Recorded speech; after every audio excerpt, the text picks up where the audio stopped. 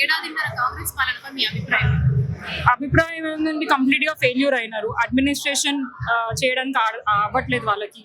So నేను చెప్పడం కంటే నిన్ననే ముఖ్యమంత్రి రేవంత్ రెడ్డి గారు అన్నారు, ఇక్కడున్న ఐఏఎస్ ఆఫీసర్లు కానివ్వండి అడ్మినిస్ట్రేషన్ సరిగా పనిచేయట్లేదని. సో సొంత పార్టీకి సంబంధించిన నాయకులే అడ్మినిస్ట్రేషనే సరిగా పనిచేయని పరిస్థితి ఉంది కాబట్టి రేవంత్ రెడ్డి గారే ఒప్పుకున్నారు.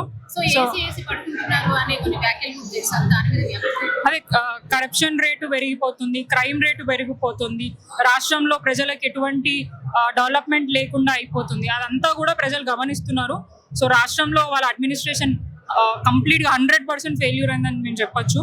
నేనే కాదు, ఆయననే ఒప్పుకున్నాడు సొంతంగా మీడియా ముఖంగా చాలా వేదికలలో ఒప్పుకోవడం జరిగింది. కేవలం వాళ్ళ ఇల్లు వాళ్ళ తమ్ముళ్ళ ఇల్లు సదురుకోవడానికి ఆయనకు టైం సరిపోయింది తప్ప తెలంగాణ ప్రజల బాగు గురించి ఆలోచించే టైము, మంచి గురించి ఆలోచించే టైం మాత్రం రేవంత్ రెడ్డి గారికి లేదు.